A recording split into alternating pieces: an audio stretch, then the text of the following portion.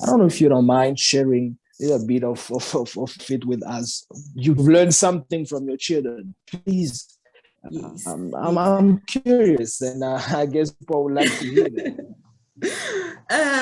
At the time, well, they have taught me a lot of lessons, I must say, because most of the time we think that we have to only teach our children, but as a parent, you start to learning some lessons. You know, God has a way of using our children to speak to us. For me, at the time, I was busy with my thesis, and my daughter was 4, and my son Asanda was 4, and my son Anu was 5 at the time. And I was so glued to my work. It was a Friday evening. I can hear sometimes, so you don't have Friday evening. So it was Friday evening, and I was at home, and I was not aware that I've been so glued to my work for quite some time. You know, when you're writing your thesis, you borrow so much time from your family, to be honest. Some of the deliverables that you have to, you find that you're borrowing some time. That's why I think it's very important to, when those milestones are achieved, that the first people that should celebrate with them is your family. So at this time, I was glued this particular Friday evening, and Asanda was tapping on my lap. I couldn't even hear her because I was busy typing. And when I recognized that, she's been saying, "Mommy, Mommy," I don't know if I should read it or should I, I don't know if I should read it. Now feel free, anything. Okay.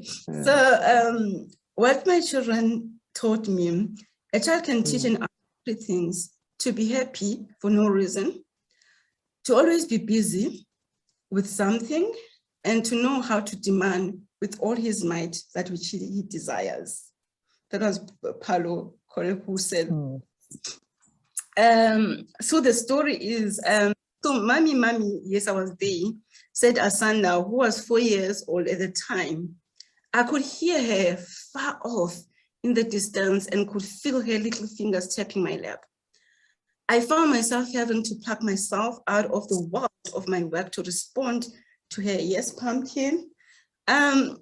Can you be with us tonight?" she asked. "We miss you." I was so actually amazed by that request, because at this point I had not traveled. I was just at home. So for a child to say, "Can you be with us tonight?" I was really surprised. Then my response was, "I have been with you, Pumpkin." "No, Mommy, you have not." "Come, Mommy," she pleaded. And at that time, she was actually holding my leg while slipping her hand into mine. Then I was now following her, and I'm thinking about the whole process, what is happening. "Yes, we miss you, Mommy. Let's watch a movie," added my son, Anurapo, who was 5 years at the time. I was cut to the heart. I stopped everything I was doing, placed my phone on the desk, and followed them into the lounge. They chose a movie and we watched it together. That night, thinking about the episode, I realized my kids had been pointing out the fact that although I was home Friday night, it was as if though I was not there. They taught me how to really connect by turning off distractions and being fully immersed in and engaged in the moment. So what happened after that, then we had a discussion. I know they were very young. I was like, "Okay, Friday, you choose what to do in the evening." And then I have to be fully there. Sometimes we just take a walk. Sometimes we watch a movie. Sometimes we talk about different topics, introvert and extrovert. My son is an introvert and my daughter is an extrovert. So we have those type of discussion.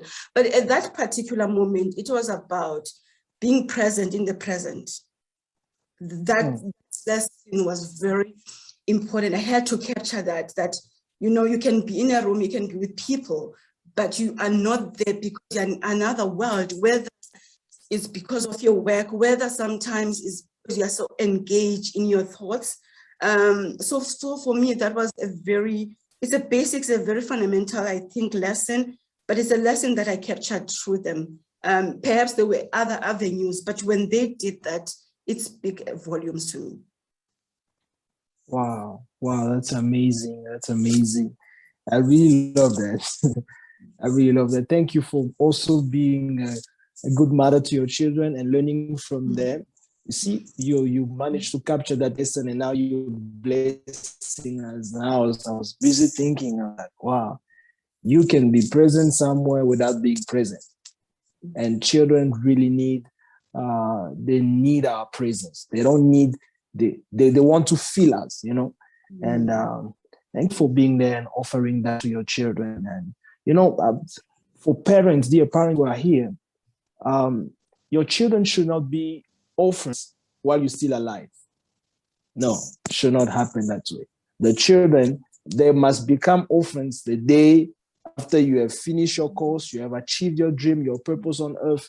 If God wants to take you, you go, then they become orphans. But not, the children must not feel alone while the parents are still alive. And this is one of the great lessons that I'm learning from this material right now. Thank you so much, Dr. T. I hope I'll get back to you as we are close.